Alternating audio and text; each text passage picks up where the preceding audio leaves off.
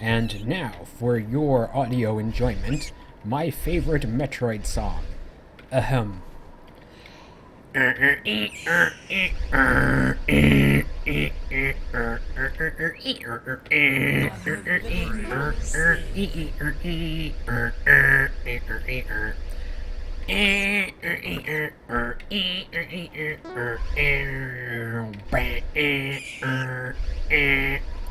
And then it goes like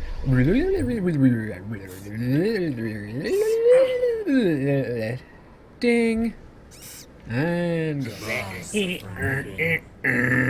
okay, never mind. It is April 14th and it's another daily diary. And there's something I've been trying to mention, but I keep forgetting because it's like I don't itinerate or I don't form an itinerary before writing a diary because who does that? That's not the point of a diary. Anyway, I have a schizoid personality disorder. I'm on disability.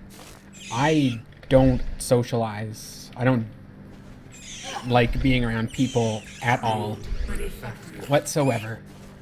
But I'm comfortable posting on YouTube, and this is my socialization. Because YouTube has the installed base of approximately one Earth, and my channel gets an average of one view a year, so I'm actually relatively comfortable posting, because I'm technically out. There's some noise outside. I thought it was some papers blowing out. I'm technically out there, but nobody's watching, so I'm pretty comfortable. So that's one of the things. Plus I like games, so I play games.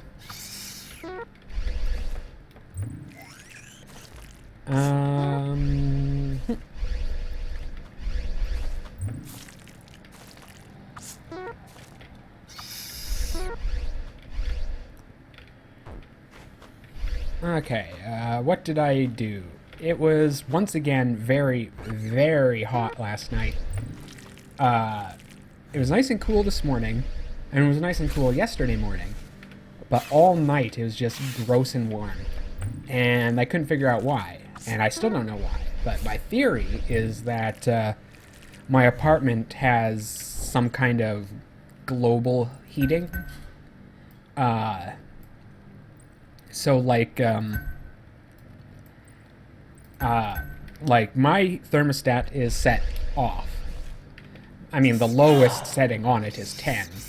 I can't set it to 0. But yeah, so the lowest setting on it is 10. I have it right off as far as it'll go. But it's still very warm. And it says it's like 24 in here, and that's way too hot. So my theory is that there's some kind of global setting that even if mine's set to 10, if everybody else's in the building is set to, I don't know, 30, then it'll math it out and set everybody's to 29 or something. That's all I could come up with to explain why it's so warm in here. It makes me almost wish I had a patio so that I could just sleep outside, because it's just too hot.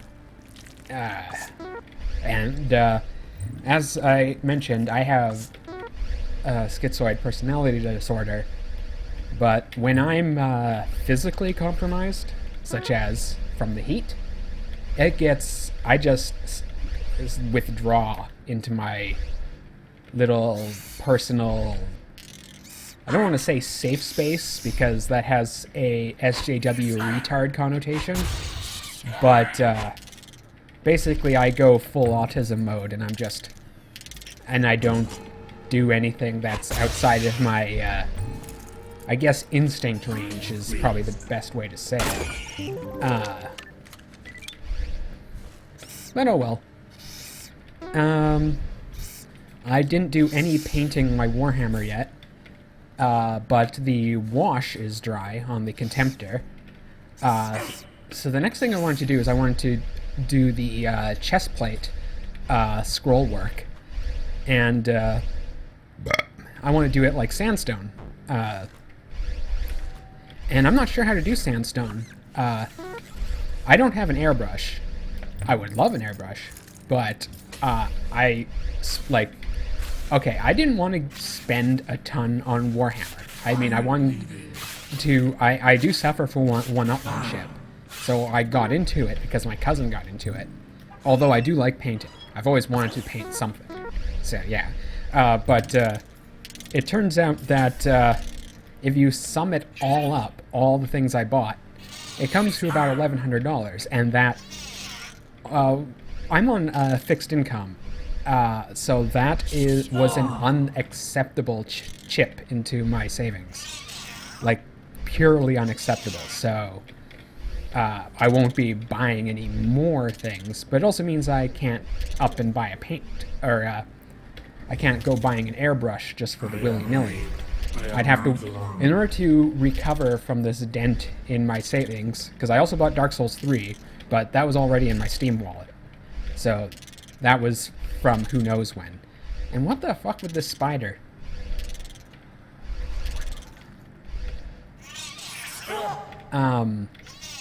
So that was already in my Steam wallet. Money from who knows when.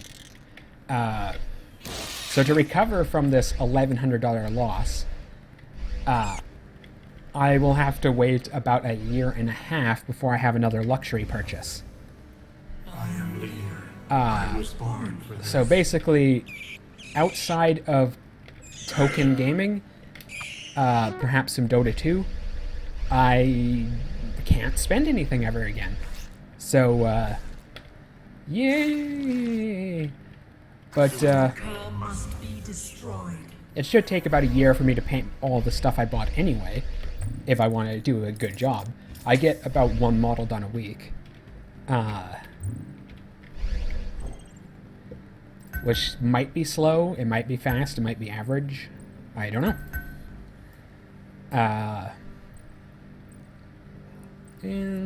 Okay. So, that's about it. Paint. Games. Okay. Here's the thing.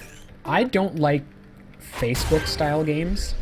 Now, I don't want to say I don't like Facebook games, because there's some games on there that are okay, such as Words with Friends, that are actually games. And technically, the gameplay of Candy Crush is nothing wrong with it. But it's just Bejeweled, and I'd rather play Bejeweled, because Bejeweled just runs faster. And, you know, but any game where you have to either buy a premium item to speed up your progress, or invite friends to speed up your progress, that's unacceptable, because I don't random friend. I think my Facebook has only 3 friends on it, and only because I only know 3 people. So yeah, I mean, some of these games are okay to play even without using these mechanics, but I'm a game designer and I hate these mechanics because a game should stand alone. But then again, I play mostly single-player games, so... I mean, I know it's just the thing to do because that's what little kiddies are doing these days, is playing these games. But anyway, so I hate these Facebook-style games.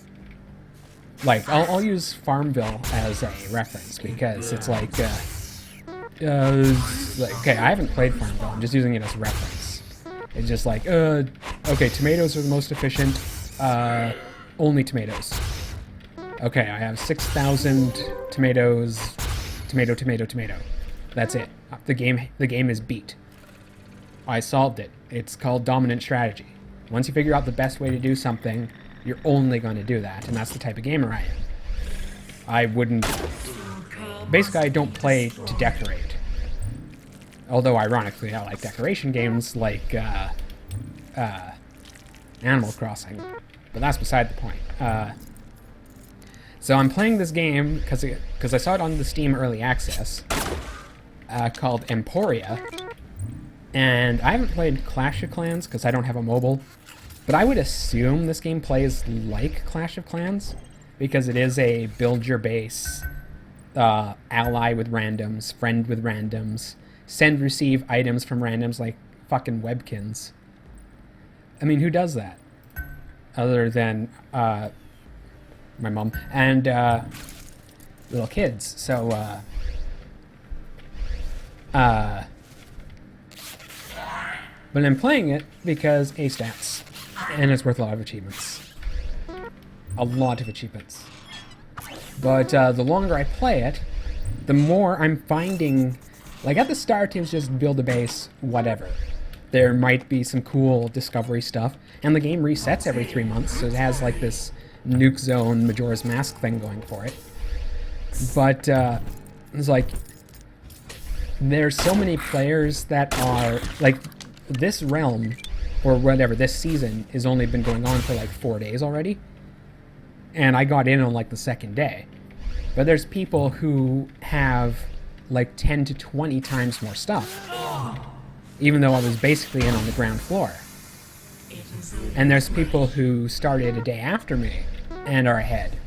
And I've been like maxing out my stuff and reading facts and stuff because that's the kind of gamer I am. I just win. I play to win, so I don't put up with crap. But it's because you can just buy gems. So yeah, there's a cash item, speed up item, which I already find unacceptable. In a competitive game, like, okay, you speed up your Bejeweled or whatever, your Candy Crush, whatever. Nobody cares about the high scores in that, except me. And whatever, you beat the level. This is a competitive game with premium items, so it's become pay to win already. And you can find gems in game. Like, they always do that. Like, all these games, you can always get the cash item randomly. What's it called? Clicker Heroes does it too, but Clicker Heroes isn't a competitive game. It's a sit there and idle game. But this is a competitive game with a pay to win, so that's already unacceptable. But then they come up with alliances, which are almost mandatory to get higher level material. So now you have to friend with randoms just to play the game, which I also find unacceptable.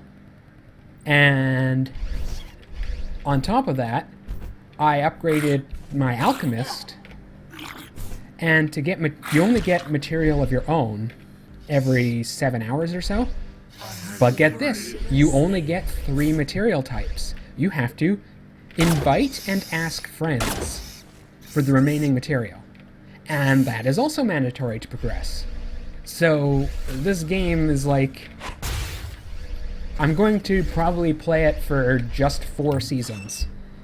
I'm playing Dwarf right now. I'm going to do a Dwarf season, an Elf season, an Undead season, and whatever the other race is season. Just because there's achievements for each race. And that's it. I probably only do that because I don't pay to play pay-to-win games. What is wrong with me?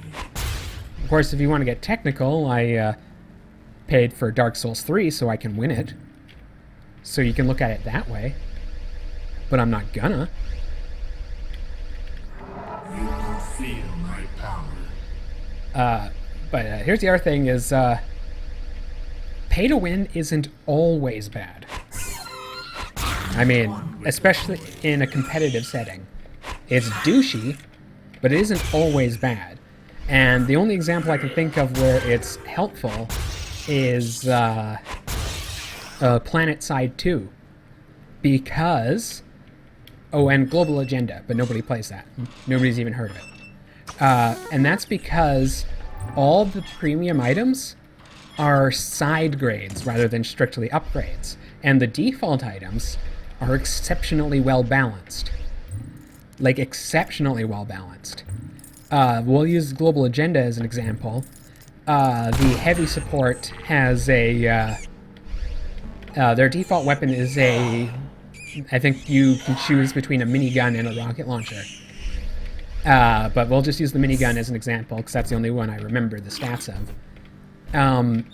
You can find, if you grind hard enough and are lucky, you can find the alternate minigun, which has lower rate of fire, but the same DPS, but it does 10% more damage to machines. So it's slightly weaker against non-machines, and on average slightly stronger against machines. That's a premium item. You can find it, but it's a pure side grade, and that is actually very, very nice, and that's acceptable.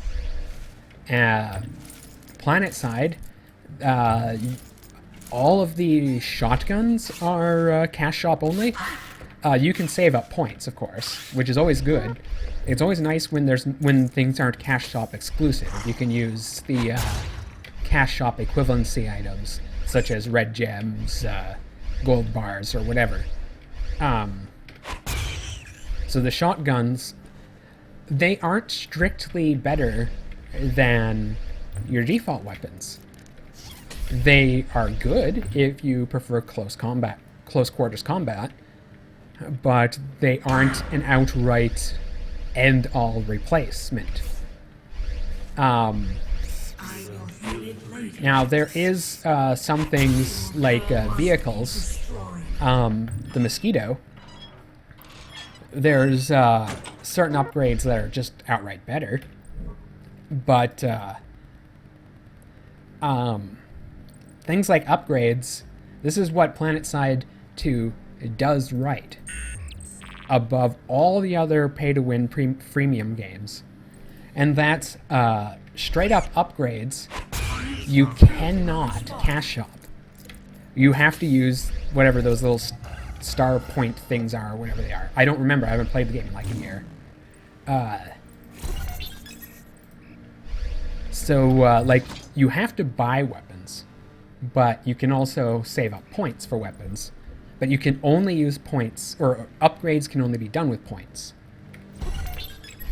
So everybody's on the same playing field when it comes to pointage. You can buy point boosters,